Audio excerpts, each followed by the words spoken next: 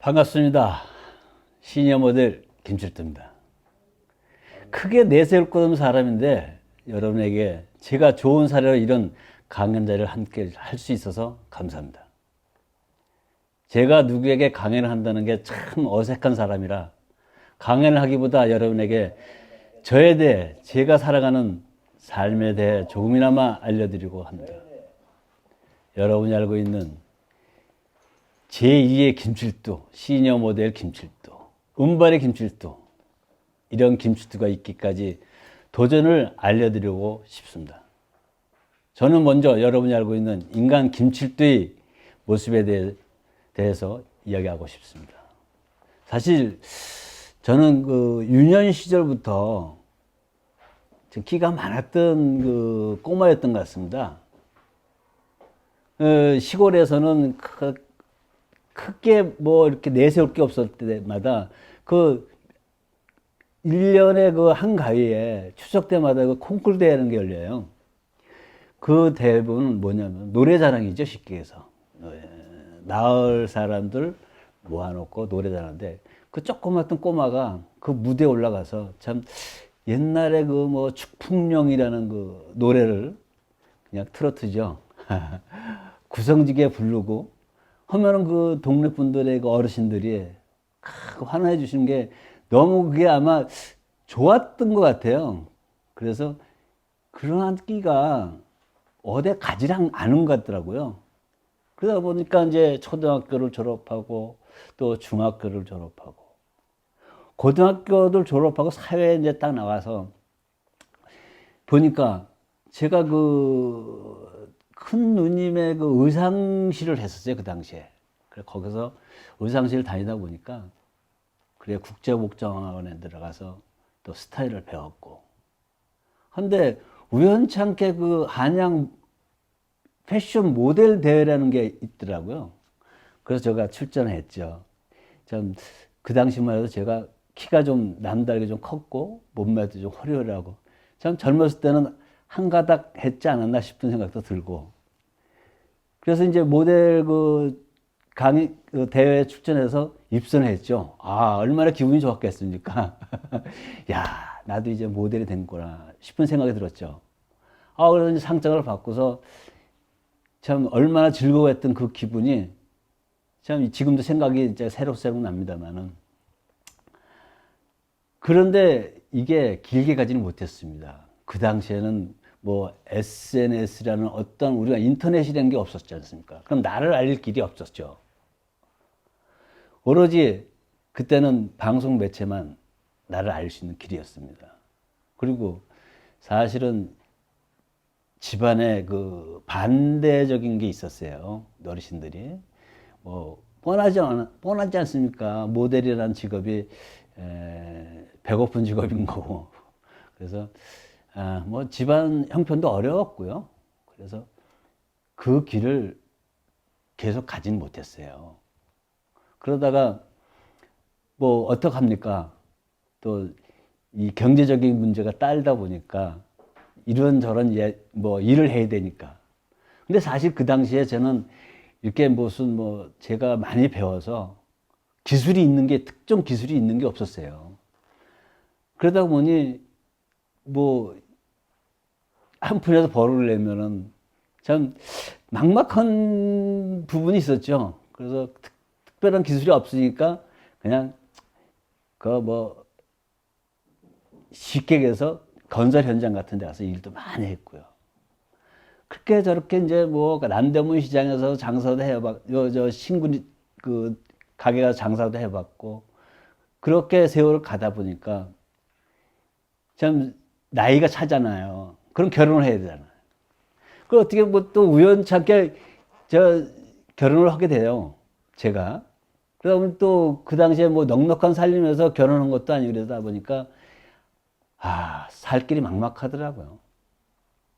그래서 또 이 과일 장사 같은 거, 야채 장사 같은 거, 막 이런 거를 열심히 했겠죠.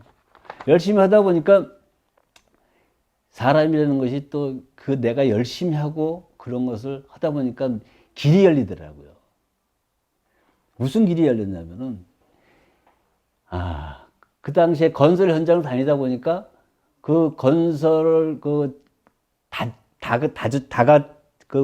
다가구 주택? 다가구 주택? 뭐 그런 것을 짓는데 거기 가서 일을 하다 보니까 그 주인, 그 사장이죠, 쉽게 얘기해서. 그 점포가 하나 이제 이렇게 상가가 하나 있는데 그거를 내가 이야기했더니 그냥 싸게 주시더라고요. 그런 일, 이제 그러다 보니까 거기다 뭐냐면 슈퍼, 쉽게 얘기해서 미니 슈퍼죠. 조그만 슈퍼, 동네 구멍가게죠. 구멍가게 시작했는데 전 없다 보니까 살림이 없다 보니 이 내 경제적인 게 없다 보니까 이 물건을 못 채우는 거예요. 그러니까 슈퍼라면 참 이 많은 사람들이 이용할 수 있게끔 물건을 다양하게 갖다 놔야 되는데 짧은 자본을 하다 보니까 물건을 채울 수가 없더라고요. 그럼 쉽게 얘기해서 이거죠. 미원을 하나 채운다면 미원의 가지수가 뭡니까? 100g부터 시작해서 뭐 250, 근데 그것을 저는 이제 요령껏 했죠. 하나씩만 사다가 도매시장에 가서 하나, 두 개, 세 개 이렇게 사다 진열만 구색만 맞췄습니다. 근데 그런 장사를 하다 보니까 단 동네 사람들이 개업을 하다 보니까 뭐 박스 달라는 소리는 많이 해요. 근데 뭐 박스 드릴 게 없지 않습니까? 그럼 내가 주문을 받아 놓죠. 그래서 주문을 받아 놓고 그 다음날 또 시장에 가서 그걸 띄워다가 또 그날 판도로 계속 물건만 채우다 보니까 장사가 잘 되더라고요. 그래서 그걸 한 2년 하니까 그래도 조그만 아파트 하나 이 준비가 되더라고요. 그래서 해놓고 참 저는 한 군데에 이렇게 머물지를 못하는 성격 같아요. 그래서 야 2년 만에 누가 또 이 가게를 달래시는 사람이 있더라고요. 그래서 넘겨주고서 그 남는 돈을 가지고 무엇을 할까? 그래서 제가 할 수 있는 게 그전에 남들면서 의류를 많이 봤어요. 의류를 만들어서 파는 거를. 그래서 의류 도매상을 떼어드렸죠. 그래서 제가 직접 디자인을 하고 여성 의류를 이제 영캐주얼이라는 데서 이제 도매상을 이제 장사를 하게 됐어요. 근데 이제 그때 그 또 집사람이 같이 가겠다 그래갖고 집사람이 점원을 앉아 있고 이제 저는 이제 물건에서 공장에서 이제 물건 직접 디자인해서 하던데 이게 또 이게 쉽지 않더라고요. 근데 나중에 생각하니까 내가 그 디자인 한 자체가 너무 빨랐던 것 같아요. 이 세월 이 시장의 흐름을 알아야 되는데 그걸 모르고 나는 무조건 내가 이 디자인하면 나가겠다라는 생각을 해서 했는데 이게 너무 빨랐는지 옷이 안 팔리더라고요. 그래서 이제 고민을 많이 했죠. 이게 옷이 안 팔리는데 도대체 왜 그럴까? 사실 그 예전부터 저는 이 잡지책을 많이 이 패션 잡지책을 엄청 보고 다녔어요. 그러니까 뭐냐면은 쉽게 해서 내가 이 패션에 대한 그 서기를 끈을 놓지 않고 계속 갖고 있었던 거죠. 그러니까 거기서 이제 이 장사가 안 돼갖고 그만두게 되죠. 그래서 뭐 동대문에 가서 또 옷을 띄어다 장사도 해보고 했는데 결국은 그렇게 쉽게 저를 받아주지 않고 참 쉽게 해서 거기서 쭉 망했어요. 망했다고. 그러다 보니까 이제 어떻게 하면 무엇을 하면 또 어떤 도전을 하면 될까 하고 싶어서 한 것이 야채 장사를 시작했죠. 안산에 있는 그 국민행, 그 선부대 국민은행에 되어 있어요. 거기 어떻게 우연치 않게 야채 장사를 하게 됐는데, 야채 장사는 동기는 뭐냐면은, 제가 그 전에 안 해본 게 없죠. 자동차 검사 대행도 해보고, 뭐, 여러 가지 해봤는데, 그 당시에 자동차 검사 대행할 때, 큰 시장에서 도매 장사하는 사람이 단골로 다녔던 사람인데, 그분이 어떻게 눈여겨보고 저를 이제 기사로 써주겠다고. 그래서, 이거 뭐, 내가 푼돈 버는 보다 그냥 목돈이 낫겠다 싶어서 그 기사로 이제 일을 하다 보니까 열심히 또 운전을 하고 배달을 하고 야채 장사 배달하다 보니까 길이 열리더라고요. 또 저는 이제 그걸 찾아다니는 거죠. 그래갖고 그 야채 장사 선부동 국민원회 앞에서 야채 장사를 하는데 엄청 잘 됐어요. 그 야채 장사를 하고 막 생선까지 같이 과일까지 같이 했는데 이 장사가 참 어려우면서도 쉬운 게 이 야채, 생선, 과일 장사더라고요. 이것은 뭐냐면은 왜 어렵냐? 그냥 벌레만 넣으면 되는 게 아니라 어떻게 하면은 상품화를 만드냐. 이게 똑같은 과일을 갖고도 상품화를 만들어야 되더라고요. 그래서 머리를 쓰다 보니까 아, 남들이 안 하는 거, 시도를 안 하는 건 나는 해야겠다. 그래서 뭐 복숭아를 갖다 그냥 막 짝으로 사다가 몇십 짝짜다 그냥 큰 넓은 데다 풀어놓는 거야.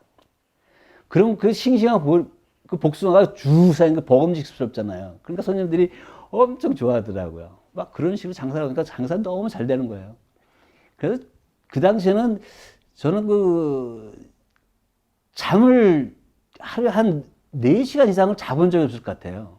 그냥 어떻게 하면 그 삶에 대해서 도전을 하기 때문에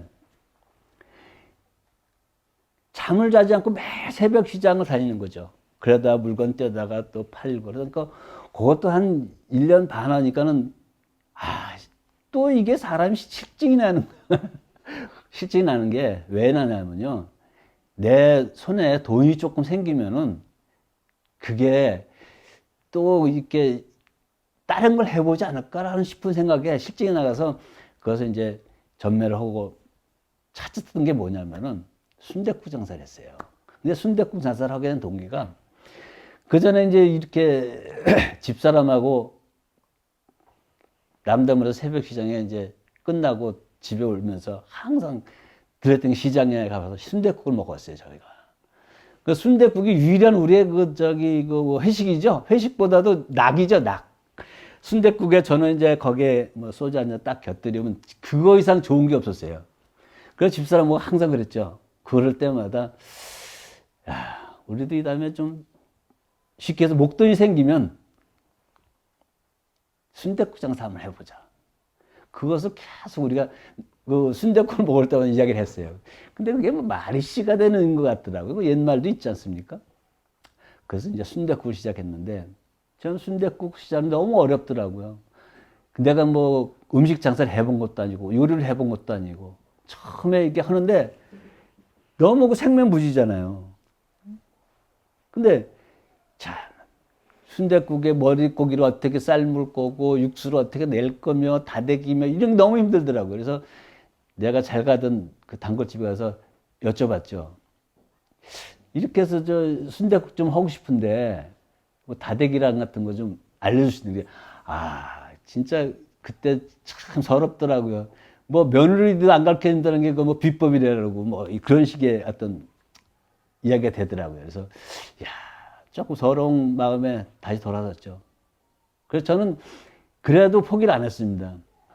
그냥 시장 어귀에 가게를 열었지만은 그 당시에 이제 오픈이 안 된 시장이라 제가 그 다대기라는 같은 것을 뭐 한 A, B, C, D로 나눠가지고 그 시장 사람한테 계속 뭐라 그래요? 그걸 뭐 맛보게 하죠. 그래가지고 거기 선택된 다대기를 가지고 또 내가 육수를 직접 내고 고기를 삶아가며 그걸 했어요. 그러니까 순댓국이지만은 순댓국 없는 순댓국을 했어요. 그건 왜 그러냐면은 그 당시에 순댓국에 들어가는 게 머릿고기에 내장밖에 없었습니다. 근데 순대가 없는 이 순댓국이 어딨냐는 손님들의 반응이 엄청 그러더라고요. 아니 순댓국에 왜 순대가 없어? 그러더라고요. 그래서 저는 왜 순대냐면 내가 내 손으로 만들지 않으면 손님한테 내놓지를 못하는 그런 스타일이라 순대가 없이 제가 못 만드니까 없이 장사를 시작하게 됐죠. 근데 그 장사가 너무 잘 되는 거예요. 그래서 그 잘 되는데 잘 된 만큼 또 이게 고생이 되더라고요. 밤 10시에 끝나면은 11시, 12시, 1시, 2시까지는 잠을 못 자는 거예요. 왜? 김치가 그 정도 소비되니까 또 그걸 만들어야 되잖아요. 김치 같은 거. 깍두기, 김치를 만들어야 돼요. 그러면 12시예요. 그럼 한 12시부터 2시까지는 또 고기를 삶고 육수를 내야 됐습니다. 그렇게 해갖고 손님한테 정성껏 내놓으니까 손님들이 알아주더라고요. 그래서 내 진심이 다 통하는구나. 그래서 진짜 순댓국이 너무 잘 됐던 거예요. 그래갖고 이제 그 순댓국을 시장에서 이제 나와서 경기도 시흥시 정왕동이라는 데 가서 이제 오픈을 다시 했습니다. 근데 이 순댓국집이 참 그래요. 식당이라는 자체가 장사가 안 되는 거야. 손님이 없는 거야. 처음 오니까. 그래서 실망하는데 사실 안산에 있던 가게는 처분 안 하고 집사람이 맡고 있고 저는 이제 시와 쪽에 들어와서 이제 거기가 시화공단 쪽에 들어와서 하고 있는데 너무 안 되다 보니까 집사람이 막 좀 한탄스러운 소리 하더라. 그래서 기다리자 우리는. 내가 기다려 봐라 했고 한 20일 만에 손님이 터지기 시작했던 거예요. 근데 20일 만에 손님이 터지는데 걷잡을 수 없는 거예요. 에? 진짜 이거 뭐 설거지할 시간이 없네요. 점심시간에. 그렇게 하다가 이제 거기서 한 2년을 하다 보니까 여러분들이 체인을 좀 해달라는 식으로 얘기를 하더라고요. 그래서 야, 이 내가 순대를 내놓지 못하는데 무슨 체인이냐 싶어서 제가 직접 순대를 만들게 되죠. 그 아바이 순대죠. 아바이 순대. 당면이 들어가지 않는 찹쌀이 들어간 순대를 만들기 시작해갖고 공장을 차리게 됩니다. 공장을 차려갖고 체인점 한 15개 정도 내줘가지고 참 성향 굉장히 잘 됐던 기억이 납니다. 그렇게 하다가 난 처음에 말씀드렸듯이 참 손에 돈이 들어오면은 이걸 또 주체하지를 못하는 거야. 그래가지고 다른 사업에 손을 대게 됐어요. 뭐 다른 사업은 뭐 내가 무슨 뭐 제조하는 게 아니라 음식을 할 수 있는 거. 큰 뷔페, 대형 뷔페를 하게 되죠. 대형 뷔페를 해갖고 참 잘 됐어요. 대형 뷔페도. 근데 그 당시에 시화에는 뷔페라는 게 없었으니까. 그래서 잘 되고 또 그러다 보니까 욕심이 생겨갖고 복집이라는 그냥 일식집 같은 큰 데다가 이제 일식집도 차려갖고. 근데 이제 이게 잘 되면 좋은데 사람이 그게 아니더라고요. 참 조물주가 사람을 이렇게 만들어 놓지 않는 것 같아요. 너무 과욕을 부리고 너무 욕심을 내면 그걸 다 뺏어가는 것 같은 느낌이 들더라고요. 그래서 그때 뷔페도 잘 됐었는데 어느 순간부터 뷔페가 손님이 떨어지기 시작한 거예요. 그러다 보니까 어떻게 합니까? 그 잘 되던 그 뷔페가 자꾸 사양길에 들어가니까는 순댓국집에서 번 돈을 뷔페에 집어넣다 보니까 결국은 뭐냐? 안 되더라고요. 그래서 다 처분을 했죠. 다 처분하고서 이제 조그만 갈비집을 하나 하게 됐고 또 그것도 역시 안 되고 그래서 각지를 다니는 것 같이 뭐 가평에 가서도 한 4년 또 가평 가서 4년 동안 이제 순댓국집을 하고 다시 거기서 또 뭐 집주인하고 어떤 얽힌 사연이 있어갖고 다시 평택으로 와서 순댓국집을 하게 됐어요. 근데 그것도 순댓국집을 하는데 또 잘 되는 거야. 그래 또 욕심이 또 생겨. 그래서 참 제가 그 친구들이 항상 이야기를 합니다만은 야 너는 왜 어떻게 오뚜기 같은 세상을 산다 라는 얘기를 하더라고요. 사실 맞습니다. 저는 내가 왜 그 오뚜기 같은 세상을 살았냐 이렇게 뒤돌아 생각해보면 내가 물론 뭐 사람들이 이야기하는 굉장히 모순점이 있겠지만은 저는 도전의 의식, 도전 정신이 강했던 것 같아요. 그리고 내가 사업을 망하면은 그 시련에 빠지지 않고 그냥 툴툴 털고 그냥 긍정적인 생각, 부정적인 생각 다 버렸던 것 같아요. 그러니까 바로 뭘 할 수 있게끔 바로 내가 진행이 됐던 것 같아요. 그래서 평택에서도 순댓국 잘 되는데 거기서 이제 또 고깃집을 시작하게 됐어요. 고깃집을 한 150평 되는 데다가 고깃집을 시작했는데 엄청 잘 됐어요. 그것도. 근데 이게 어느 날 갑자기 거기엔 신도시다 보니까 이 개인 브랜드가 참 힘들더라고요. 이 메이커 체인이 들어오니까 이 손님들의 이 습성이 그런 데로 다니더라고요. 계속. 그러니까 이게 뭡니까? 그거 잘 되는 가게가 또 안 되는 거예요. 그래서 참 굉장히 힘들었어요. 마음고생도 심했고. 그래서 결론은 제가 이제 그거 다 빚정산을 하려고 하고서 우리 식구들 다 왔죠. 아들, 딸, 집사람 이렇게 넷이서 있는데 우리 다 정리하고 일단 서울로 가자. 그렇게 내가 제의를 했죠. 그랬더니 뭐 괜찮다는 해서 반응이었기에 그래서 이제 다 정리를 하고 그냥 서울에 월세방 하나 얻어서 보면 딱 남더라고요. 월세방 하나 얻을 방 돈밖에 안 남더라고요. 그래서 정리하고 부채 싹 정리하고 조금의 그 좀 친척의 부채를 좀 안고서 다시 서울로 올라오게 되죠. 근데 사실 서울로 올라오니까 제가 쓸 곳이 없더라고요. 나이도 60이 넘었지. 참 겉모습은 머리 길렀지 수염 길르지.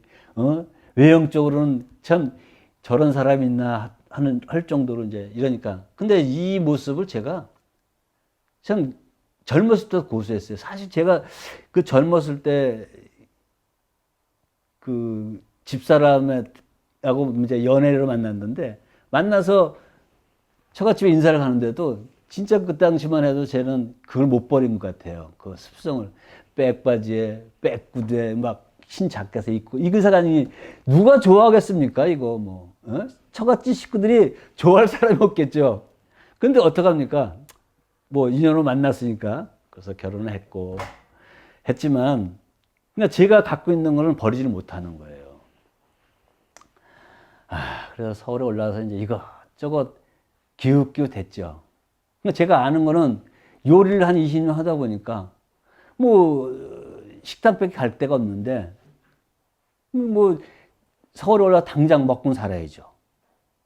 경제적인 게 경제적인 게 앞에 서야 되는데 그것도 가장으로서 뭐 놀 수는 없잖아요. 그래서 여기저기 노크를 하다 보니까 뭐 식당 면접도 가보고 죄송합니다 어르신 그런 수염 기르고 머리 기르면서 조금 어렵습니다. 거절하는 것도 여러 방법이더라고요. 나이도 나이지만 모습이 그렇다. 막 이렇게 해서 그래서 이제 뭐 어떡합니까? 뭐 잘 아는 사람이 또 경비업을 하고 있길래 그런데도 한번 경비도 해볼까 하고 갔더니 야, 네 모습을 봐라. 그 모습 갖고 무슨 경비를 하냐? 주민들이 가만히 있겠냐?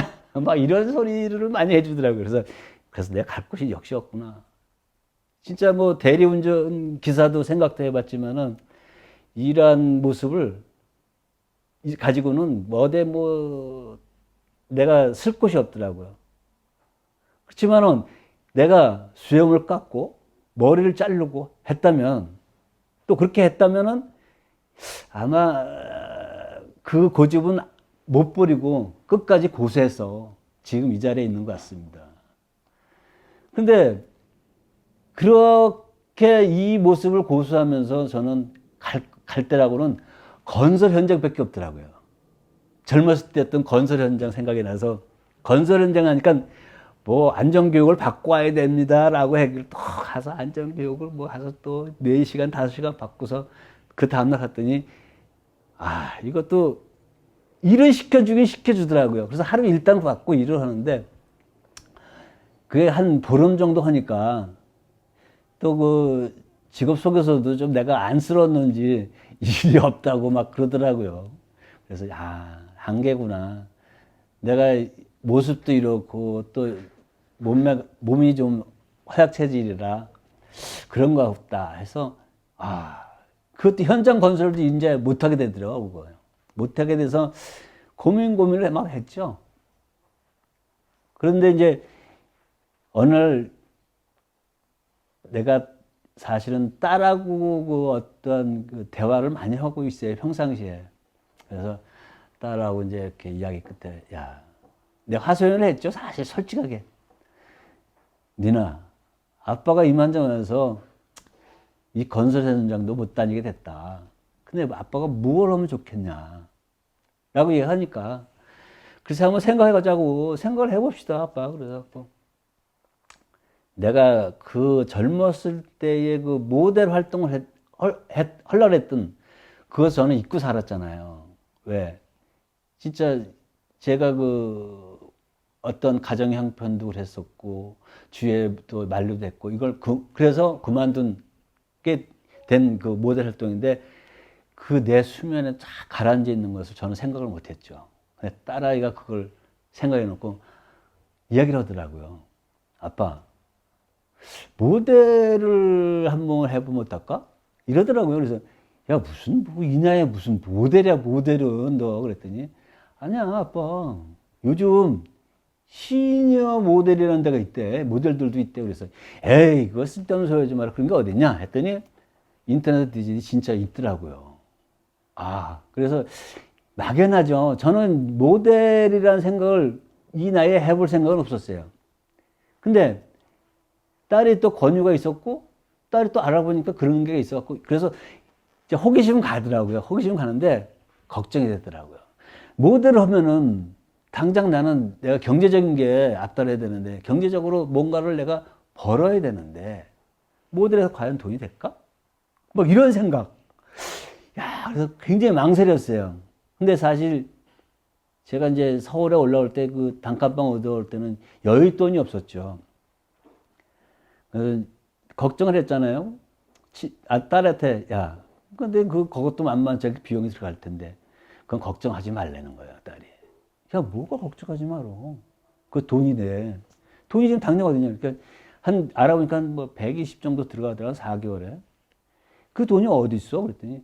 그래도 딸이 지가 간간히 알바를 해서 모아놨던 돈이 있었나 봐요. 그러더니 그걸 가지고 선뜻 내주더니 아빠, 이걸 가지고 그냥 엄마가 알면 안 돼.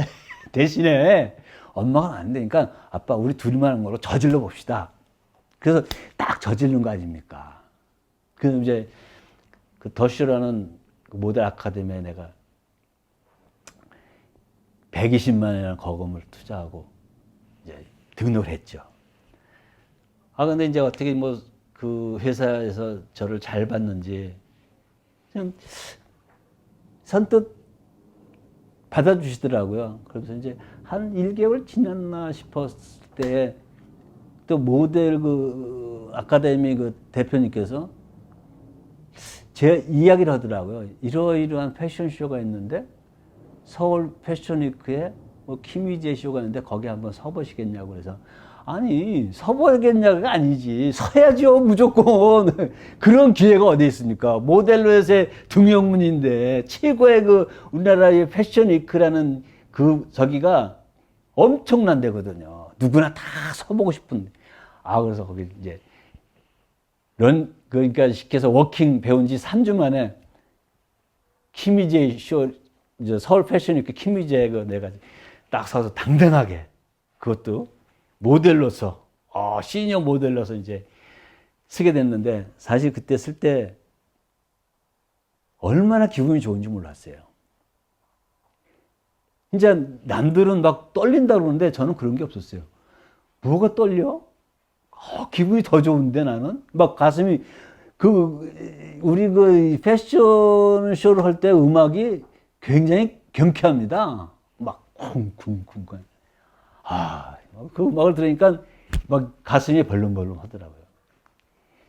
그래서 근데 남들은 떨린다는데 나는 왜 이럴까? 라는 생각도 가지면서 참 그 패션 위크에서 키미제 쇼에서 이제 멋있게 워킹을 했죠.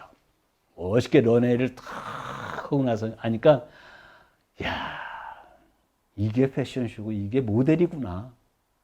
막 이런 생각이 막 진짜 감회가 새롭더라고. 막 감동이면서 야 진짜 멋있구나 내 자신도. 그러고 나니까 이제 그 패션쇼가 끝나면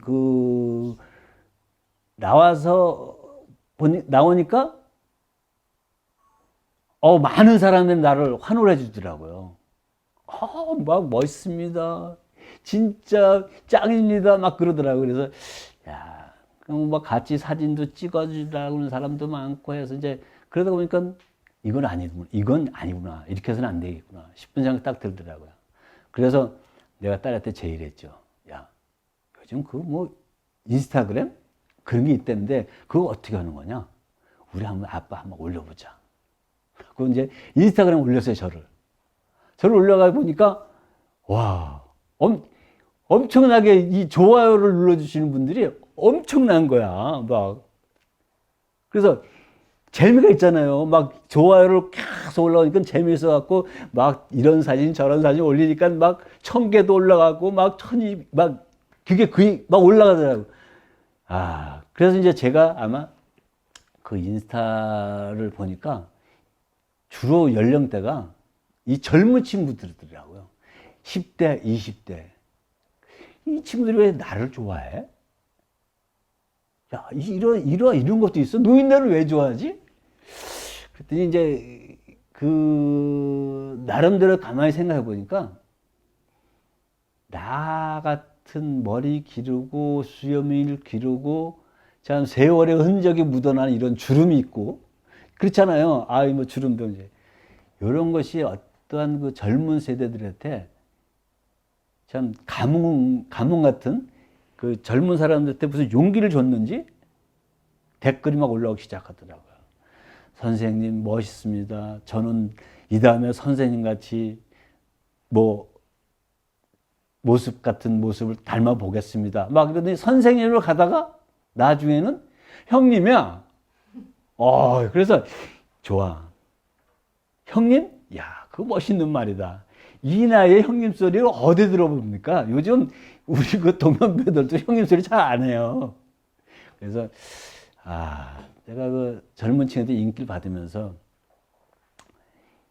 참 내가 지금까지 살아온 그런 감정들이 솔직하게 얘기하면 그 당시에 그 패션쇼를 끝나고 나서 받아본 것이 진짜 최고의 아마 내 보람이지 않았나. 그리고 내가 그래도 도전을 했다는 거. 내가 패션 모델로서 시니어 패션 모델로서 도전을 했다는 것이 너무 잘하지 않았나 라는 생각을 막 갖게 되더라고요. 참 그러한 게 있으면서 이제 제가 처음 사람들에게 얼굴을 알리고 이름을 각인시킨 것은 나의 전문이 패션쇼잖아요. 패션을 하고 있는 인간 김치의 또 다른 모습의 김칠두는 이야기하고 싶은데 참 다양한 일들 다 많았습니다. 그 뒤에 이제 내가 패션 모델로서 해본 일이 참 많았는데 제가 주로 그 젊은 친구들한테 가깝게 다가섰던 것은 이 룩북이라는 작업이에요. 룩북이라는 게 뭐냐면 이제 다들 아시겠지만은 어떤 그 패션 브랜드 회사에서 저를 상대로 해서 사진을 찍는 거예요. 옷을 입어가면서 그 작업을 하는데 그 작업 자체가 이 젊은 친구들 옷이에요. 젊은 친구들 옷인데 이 나이에 그게 어울리나 하겠어요? 근데 이상하게 입으면 또 이게 매치가 잘 되는 거예요. 그러면 젊은 친구들이 입고 찍은 거하고 내가 입고 찍은 거 보면 틀리더라고요. 보여주긴 보여줘요, 저한테. 선생님 이렇습니다. 그래서 저를 그냥 전속 같은 그 브랜드에서 쓰고 있어요. 저를 쓰고 있는데 그러한 재미가 너무 쏠쏠하고 전 어디 이 나이에 그런 걸 해보겠습니까? 그런 젊은 친구들 옷이 있는 자체만 봐도 너무 즐겁고 제가 모델하길 잘했구나 라는 생각을 또 갖게 되죠. 참 그러한 작업을 할 때마다 저는 옷을 한 80벌 정도 갈아입을 때도 있었어요. 근데 이게 쉬운 작업은 아니에요. 물론 힘들죠. 80벌을 4시간 안에 갈아입는데 생각해 보세요. 한 벌 입고 사진을 2, 3분 찍습니다. 이렇게 준비하고. 그 80벌이라는 게 이게 쉽지 않은데 저는 힘든지를 모르고 작업을 하고 있었어요. 왜? 너무 기분이 좋은 거예요. 젊은 친구들하고 또 이제 무언의 이게 대화잖아요. 응? 그 옷을 입고 또 그 옷을 보고 젊은 친구들이 너무 좋아하고 한 번에 이런 예도 있었어요. 저 말고 다른 모델 썼답니다. 그 회사에서. 그 브랜드 썼는데 댓글들이 올라오기 시작하더래요. 왜 김투수 선생님이 안 보이냐.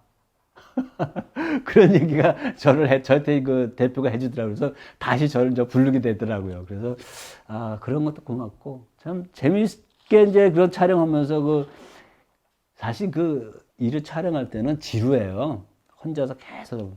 근데 카메라 작가님이 너무 재밌게 이렇게 촬영해 주시고, 저거 진짜 어떤 케미가 너무 잘 맞는 것 같이 이렇게 느껴졌어요.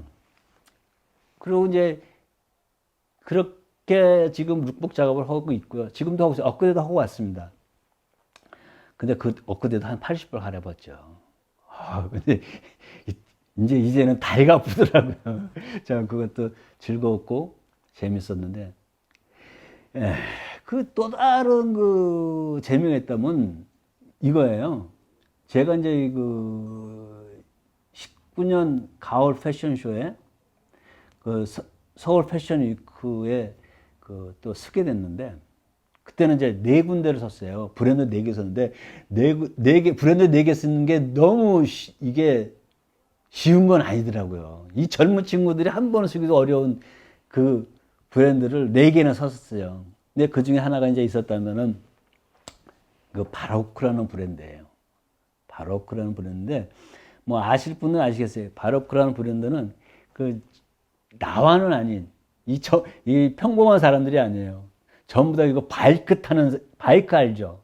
바이크 타는 사람들, 막 민머리에 막 타투, 문신을 막 하고 이런 사람들하고 이제 패션쇼를 내가 런웨이를 하는데, 기가 죽잖아요. 저는. 그래서 당당하게 저도 이제 뭐 기죽을 일이 없겠다 싶어서 당당하게 이제 저는 그 친구들이 그렇게 타투하고 민머리 하면은 저는 뭐가 있습니까? 수염이 있고 또 머리가 길고 또 이렇게 인상도 보면 좀 주름도 잡히고 그래서 아니구나. 이것도 아니에요. 사실은. 그래서 제가 이제 맨발로 그 사람들하고 같이 이렇게 맞추려면 이건 내가 맨발로 해야겠구나. 그리고 그때 의상이 흰색이었어요. 저거 케미가 너무 잘 맞는 거예요. 제가 원래 흰색을 좋아하잖아요. 그래서 딱 세 번째 딱 등장했어요. 맨발로. 그랬더니 막 관중석에서 거기 오신 분들한테 막 박수가 나오는 거예요. 역시 김칠두다. 라는 얘기를 많이 해주더라고요. 그래서 그러한 재미가 쏠쏠해요. 패션쇼에서도. 그래서 이제 여러 군데 패션쇼를 섰지만 그 중에 하나의 예를 들어드린 거예요. 그게 아마 재미있었던 게 아닌가 싶고.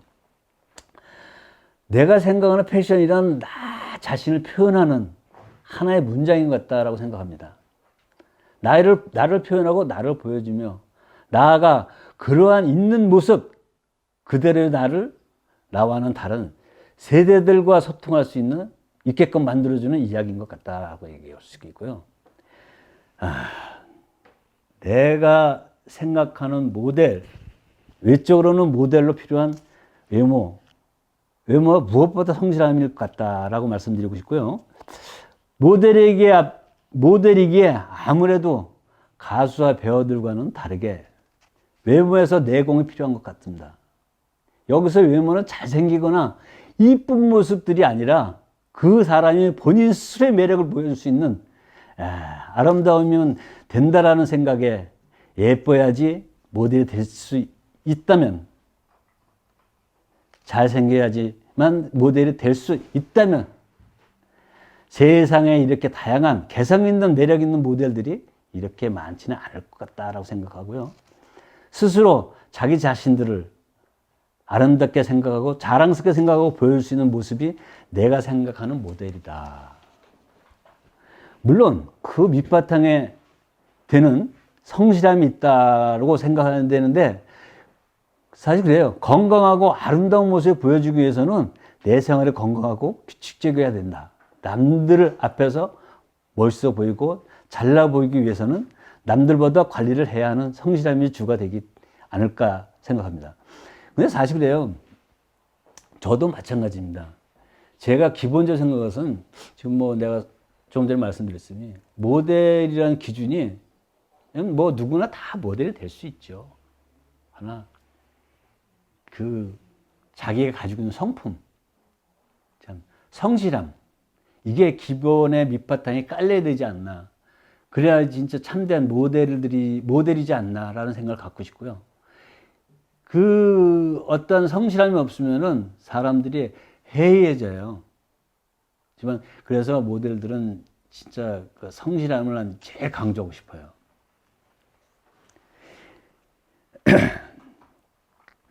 근데 이렇게 내가 모델이 됐기까지는 참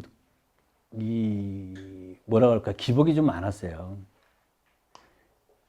제가 아까 그 19년 패션 위크 얘기를 했지 않습니까? 근데 내가 가을 시즌에 내가 이제 그걸 나갔고, 봄 시즌에 내가 거기 그 패션 위크의 모델을 쓰고 싶어서 많은 데를 이제 돌아다녀 봤습니다. 이제 오디션 현장에 많이 가봤는데, 참, 그때마다 이 어떤 그 나이에 대해서 또 막 이런 것이 너무 나를 괴롭히더라고요. 참, 그 당시에 제가 7번의 그 오디션을 봤습니다만은 저를 받아주는 데는 한 군데도 없었어요. 이유가 뭐겠어요? 나이가 많다. 참, 막, 이럴 때마다 제가 생각하기는, 아니, 지금 모델이 나이가 뭐가 관계가 있을까? 라는 생각을 많이 가져봤는데, 사실 그때에 내가 참 그분들한테 오디션 현장에서 빠꾸 맞을 때, 빠꾸라고 그러죠? 쉽게 얘기해서, 아, 자격이 없다, 나이가 많다. 이런 얘기 들을 때마다 참 굉장히 속이 쓰리고 아프고 했습니다만은, 자, 우리는 나이가 많은 모델을 쓰지 않습니다라는 말을 들을 때, 첫째, 이해를 참 많이 들었습니다. 다행히도 나를 있는 그대로 받아주는 회사를 만나가지고, 또 나의 김치들을 멋있는 사람으로 받아주고, 이해해준 고마운 클라이언트를 만나고, 그들과 함께 하면서 나를 보는 사람들을 이 인식을 바꾸고, 나이가 시니어 사회의 생활을 구성원이 되고 문화 주류층이 될 수 있음을 보여주는 증거가 되기 시작했다고 말씀드립니다. 그래서 사람들이 아는 김치두가 된 것이죠. 그렇게 새로운 아이콘이 되고 사람들이 받아들이기 시작하자 젊은 층의 사람과 같은 일을 할 수 있게 되었는 것 같습니다. 참, 모델로서 나의 또 다른 도전은 국내가 아닌 해외로 눈을 돌려보려고 하는데, 국내에 진행하는 패션쇼와 차량 매거진도 물론 물론 좋은 일들이면 의심할 여지가 없지만, 내가 할 수 있는 한계는, 자, 구찌와 샤넬이라는 브랜드 아시죠? 그 브랜드에서 패션쇼를 한번 서보는 것이 참 소원이고, 비슷한 새로운 장소와 새로운 시장에서의 나의 가능성을 갖고 부딪혀 나의 이 의미를 더 단단히 하고 싶습니다.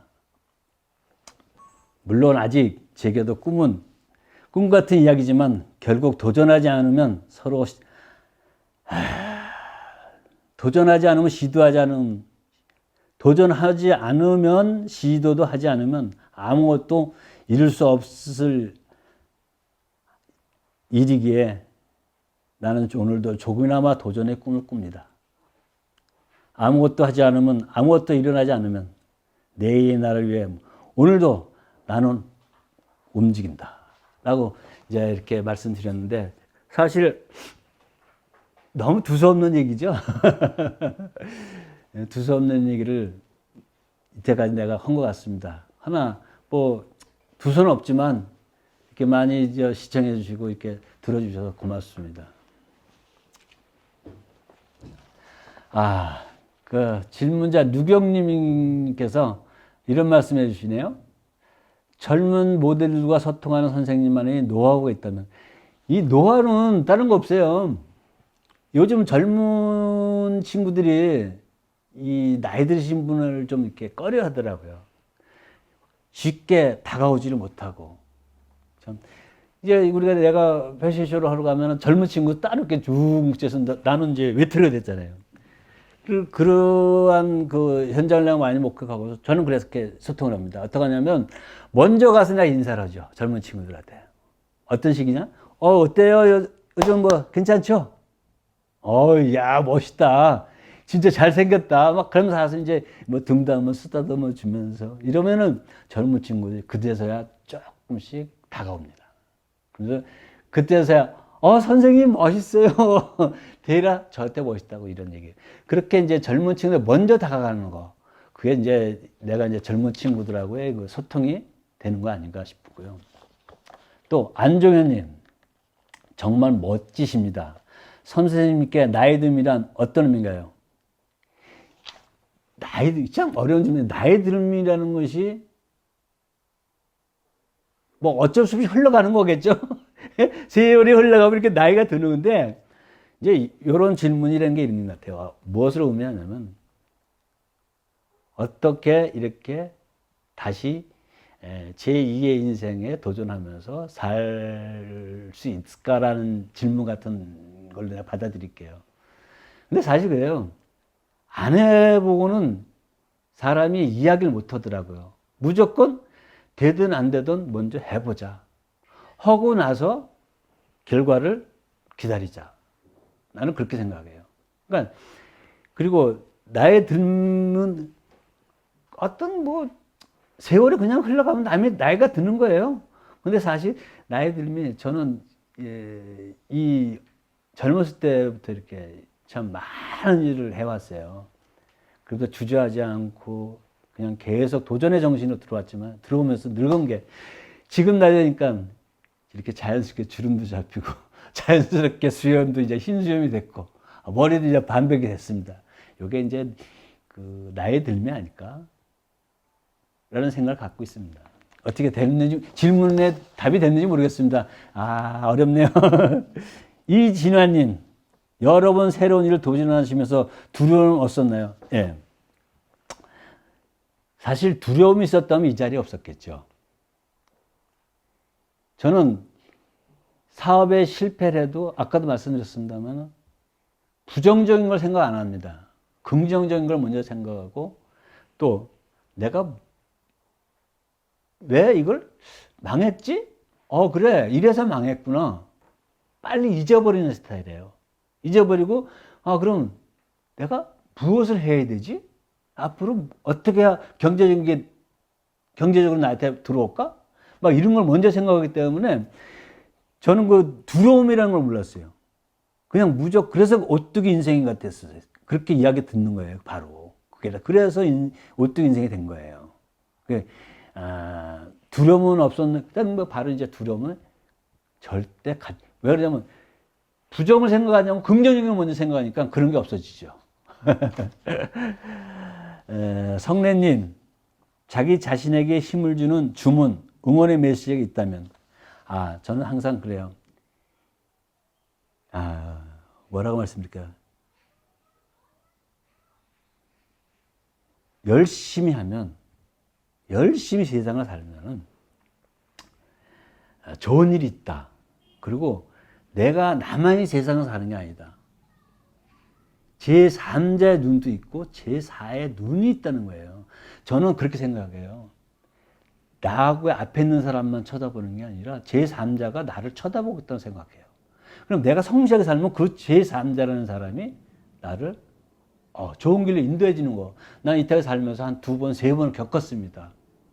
그리고 언제나 열심히 사는 그런 사람, 그런 게 이제 내가 메시지이지 않을까. 그래서 항상 저는 이 젊은 친구한테 얘기할 때도 언제나 열심히 해라. 열심히 하자. 열심히 하십시다. 막 이런 얘기를 많이 해줍니다. 어떻게 질문에 답이 됐습니까? 감사합니다. 여기까지인가요?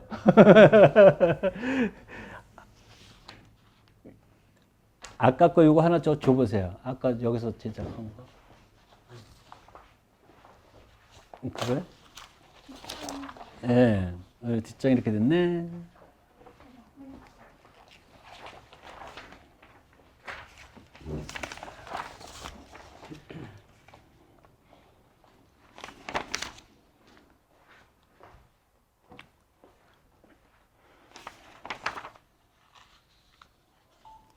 근데 이제 제가 최근에 책을 한 권 냈어요. 지금 뭐 이야기한 그런 부분에 책이 다 담겨 있고, 거기에 또 오뚜기 정신이 담겨 있습니다. 모델하고도 하고, 방송도 하고, 작가도 하고, 많은 일들을 도전해보고 있습니다. 여러분들도 내가 말로만 도전하는데, 도전이라는 것이 안 해보고는 안 돼요. 무조건 해야 됩니다. 내가 생각했던 것을 바로바로 실천에 옮겨야 이게 도전이지, 생각만 갖고는 전혀 이루어질 수가 없어요. 그래서 여러분들도 많은 도전을 하길 바라겠고요. 뭐 마지막으로만 인사드릴게요. 그러니 이 강연 제 이야기를 들어주신 지금 이 채널의 많은 분들, 자기 자신을 사랑하고 아끼고 도전하세요. 그리고 멋지게 꿈꾸고 도전하는 모든 사람에게 박수를 치는 응원을 보낼 수 있는 그런 삶이 일어나시기를 바랍니다. 감사합니다.